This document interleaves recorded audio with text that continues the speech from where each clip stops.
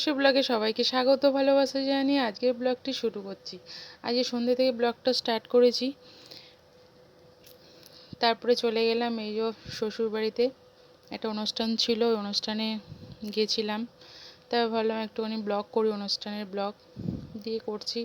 কত দেখুন ফাংশান হচ্ছে ওখানে, কত লোক, কত ভিড়, কত আওয়াজ। তারপরে সবাই আনন্দ করছে, ছেলে মেয়ে ননদের ছেলে মেয়ে সবাই গেছিলো, সবাই আনন্দ করছে। তারপরে ফাংশন হচ্ছে ওখানে, ফাংশন তো হচ্ছে স্টেজে। তারপরে এখানে নিচের দিকে বাচ্চারাও, আমাদের বাচ্চাগুলো নাচ করছে। দিয়ে তারপরে তোমার আমার দিকে এদিকে ক্যামেরা করো, ওদিকে ক্যামেরা, আমি না দাঁড়া আগে ওইগুলো তুলি। তারপরে এই যে এত লোকের ভিড়, তারপরে সবাই মিলে খাওয়া দাওয়া করলাম। করার পরে এই যে একটা নায়িকা আসবে, তার জন্য সবাই ফোন নিয়ে একদম রেডি, যে কখন আসবে কখন আসবে কখন আসবে দেখার জন্য। তো সবাই তো পাগল হয়ে যাচ্ছিলো কখন আসবে কখন আসবে। আগে তো সবাই মানে অনুষ্ঠানের দিকে আর চোখ নিয়ে, একটা এখন নায়িকা আসবে তার জন্য ওইদিকে সব ফোন নিয়ে একদম।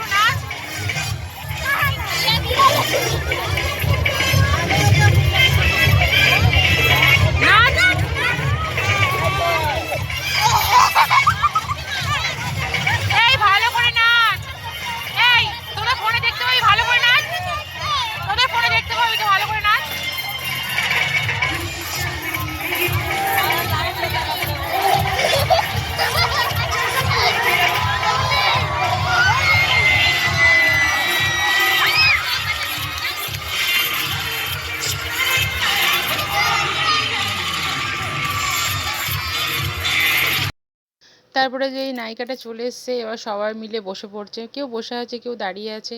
তারপর নায়িকাটা চলে এসছে, এখন গান হচ্ছে স্টেজে। গান তো কেউ দেখছে না, সবাই গল্প যে যার মতো হচ্ছে। তারপর ফাংশন শুরু হয়ে গেছে। তারপর আমরা এখানে বসে আছি, সব বাচ্চারা হুড়োহুড়ি করছে, আনন্দ করছে, কত মজা করছে। তারপর কখন থেকে বলছি এবার বাড়ি যাব, বলছে না দাঁড়াও দাঁড়াও একটু পরে পরে করে যাচ্ছে। তো একটা রাত হয়ে গেছিলো বাড়ি আসতে। তারপরে ধরুন বাজি ফাটছে নায়িকাটা আসার পরে, কত বাজি ফাটাচ্ছে। তারপর তো আরোই বলছে পরে যাব, বাচ্চারা একদম আসতে চাইছে না বাড়ি, তো কত আনন্দ করছে। তা বলছে আমরা আমরা অনেকগুলো বাচ্চা আছে, বলছে আমরা নাচবো। আমি ঠিক আছে দাঁড়া, নাচ বলছে আমাদের ভিডিও করে দেবে। আমি ঠিক আছে। তারপর ওরা নাচ করছিলো, তারপর ভিডিও বানালাম ওদের। তারপর আমি বসে আছি, এই যে সবাই আছে, আমার ননদও ছিল, ননদের মেয়েরা সবাই দাঁড়িয়ে আছে, ননদের বান্ধবী দাঁড়িয়ে আছে, সবাই মিলে গেছিলাম। ওই যে বাচ্চারা আনন্দ করছে, আর প্রচণ্ড ভিড় হয়েছিল, অনেক অনেক লোক।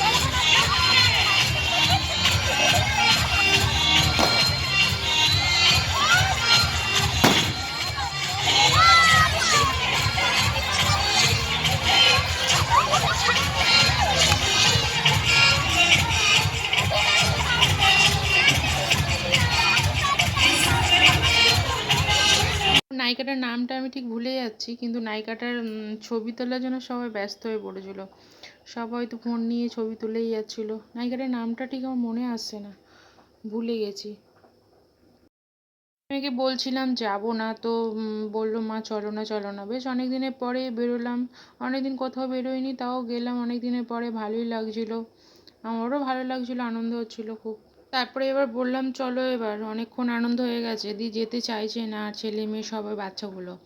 তারপরে চল চল কখন থেকে করছি। তারপরে এবার গেটে আমরা এবার বাইরের দিকে যাচ্ছি। গেটের সামনে দেখুন কত বড় একটা গণেশের মূর্তি মানে ঠাকুর। তারপরে গেটের ভিতরেই সেই ডিজাইনটা বানিয়েছে। এবার গণেশ ঠাকুরের কাছে এবার সবাই বলছে দাঁড়াও, এখানটা একটুখানি ভিডিও করবে, ফটো তুলে দেবে।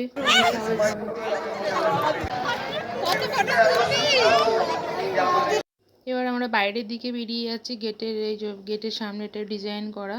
আমরা বাইরে চলে যাচ্ছি, এবার বাড়ি চলে যাচ্ছি, বেরিয়ে পড়বো।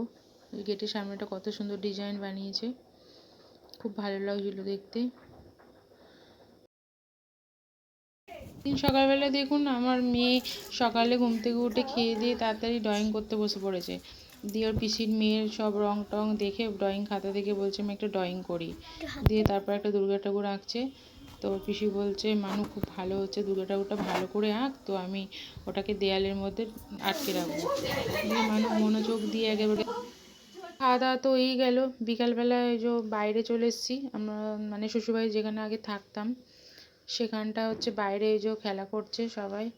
দেখুন যেখানে আগে থাকতাম ওখানকার জায়গাটা একটু দেখাচ্ছি, এখানে থাকতাম আগে।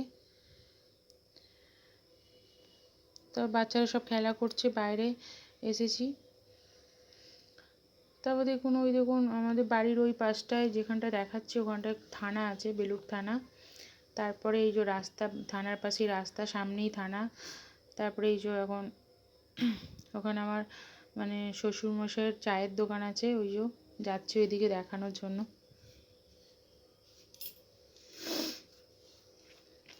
ভাবলাম একদিন ব্লগে রেখে দিই, কোনো সময় যদি দেখে তো দেখবে পরে।